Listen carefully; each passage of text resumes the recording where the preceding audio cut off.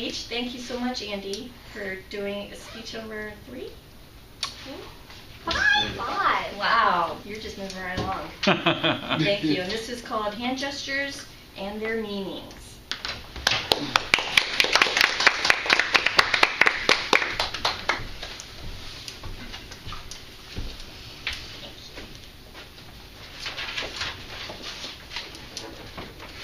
Hello, fellow Toastmasters. My speech today is about hand gestures. This is speech number 5. The reason and purpose of this speech is actually to use body language. So I thought, why not research some hand gestures and let's talk about some common hand gestures that people use.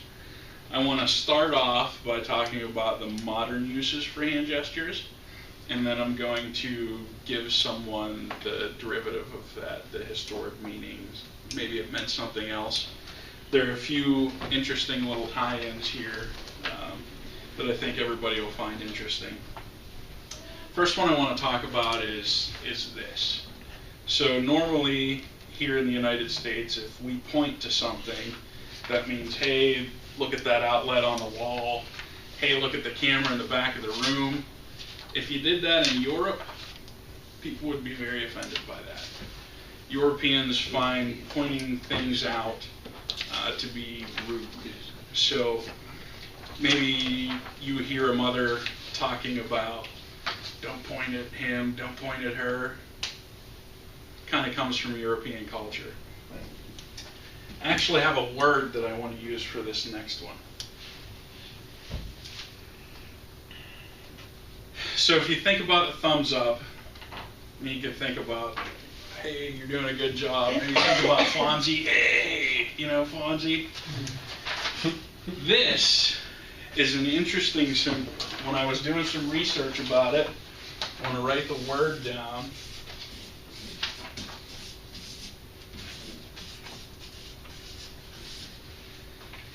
That word comes from ancient Rome. This, in traditional culture today, is the sign for a gladiator lives or the sign for someone dies. They don't actually know whether it was a thumbs up or a thumbs down that was live or die. The word is pollico verso. It's a Latin phrase. They actually think that this was the sign for someone to live, which is your thumb tucked in. Back in ancient times, your thumb was quite simply a rudimentary phallus, and it was a symbol of power. So if I looked at you and gave you a thumbs up, it was kind of demeaning or rude. Here's another one that kind of sneaks into a tie-in with me. This. A-OK. President Nixon, who was not president at the time in the 1950s, actually went to Brazil and greeted people like this. In Brazil, when you greet people like that, it's the equivalent of giving someone the finger in our culture. So this is probably not the best thing for you to do, and Nixon did it several times. He even greeted the Prime Minister of the country that way. It was a humongous snafu, to use the word of the day. Yes. Here's another one that I find interesting because we have people involved in musical festivals. This. So if you're a metal fan or a hard rock fan, this is devil horns. Very, very common in music. This could also be a sign for your favorite sports team, perhaps. If you invert it in Europe, this is very offensive to Europeans. Not quite sure why, but this is very offensive in Europe. I want to finish with the most interesting piece of documentation that I found. When you think of someone doing this, what do you think of? Hail Hitler. Adolf Hitler, Nazis, World War II. all very true.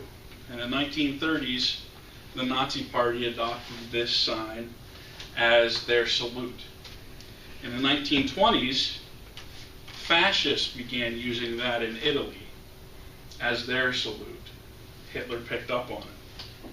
Did you know that in the 1890s, when we commissioned the Pledge of Allegiance, that people pledged to the flag in that manner?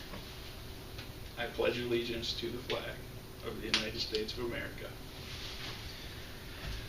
I thought that was amazingly interesting because of the, I guess, shock and awe. When you see something like this with someone standing straight up, you just immediately think evil.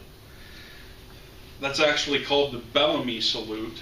A gentleman by the name of Bellamy wrote our Pledge of Allegiance, and in the 1890s commissioned that as students saluting your flag. So if you go to Wikipedia, for instance, and look up Bellamy salute, you'll see classrooms of children saluting our flag like this. Changed in 1942 after we declared war on the Germans. If you can imagine that.